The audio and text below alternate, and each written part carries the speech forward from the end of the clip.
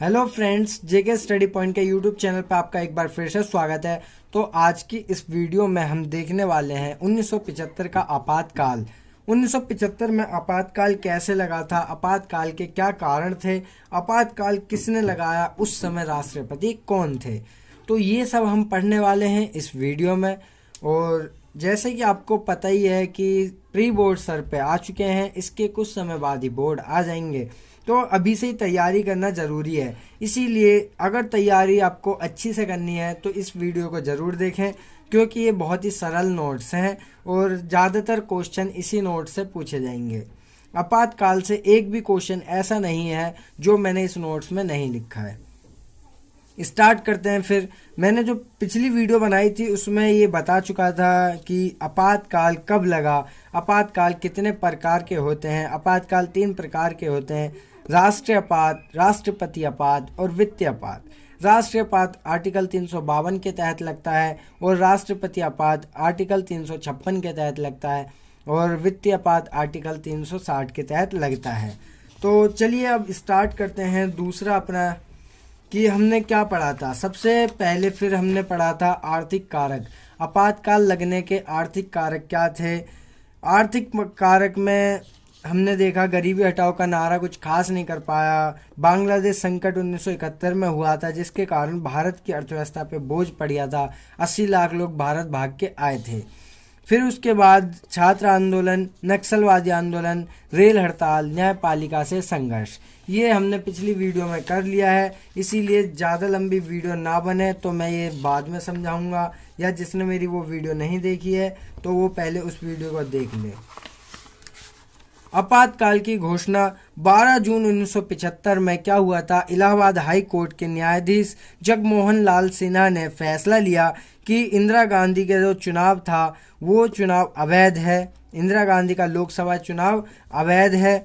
और समाजवादी नेता राजनाथ सिंह की चुनाव याचिका, ये याचिका जाहिर करी थी राजनारायण ने। किसने करी थी? राजनारायण ने की याचिका जारी करी, जिस पर यह फैसला सुनाया गया कि उसका चुनाव अवैध है और उसे कानूनन रूप से इंदिरा गांधी को अब सांसद नहीं रह सकती, ये भी फैसला सुनाया।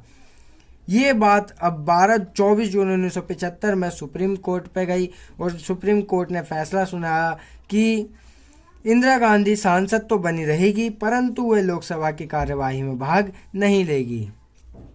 समझ गए फ्रेंड्स।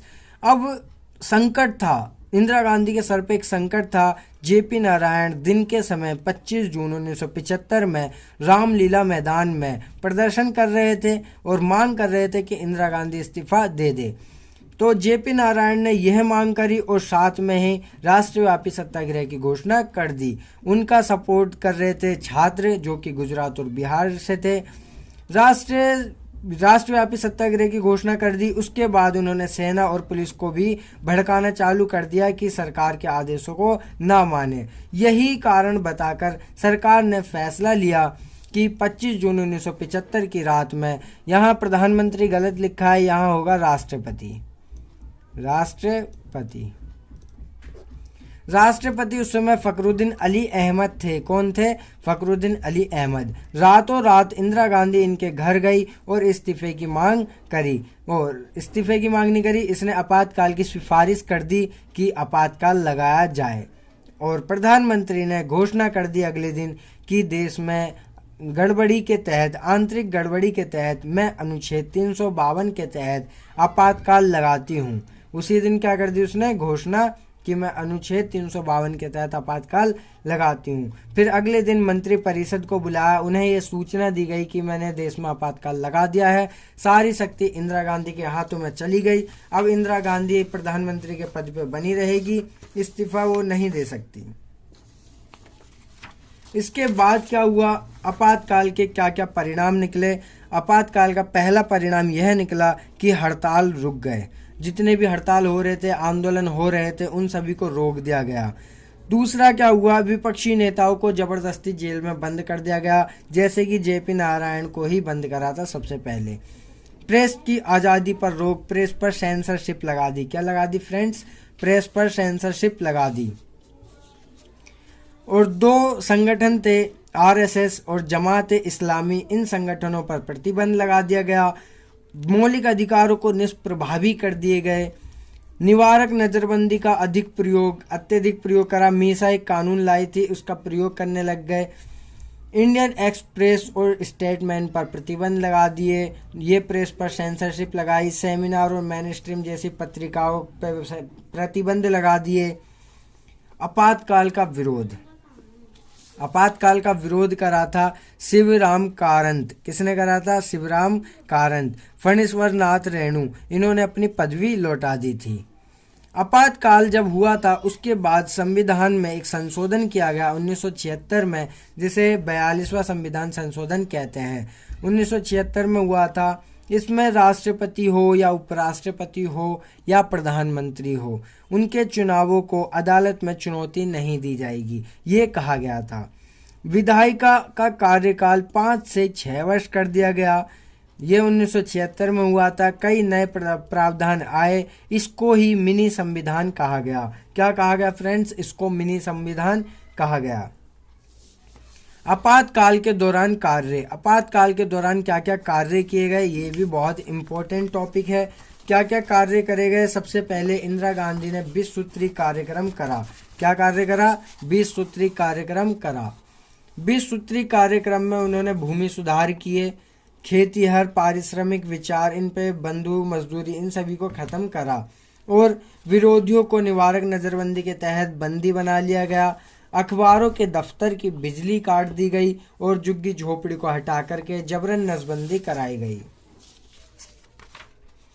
समझ गए फ्रेंड्स?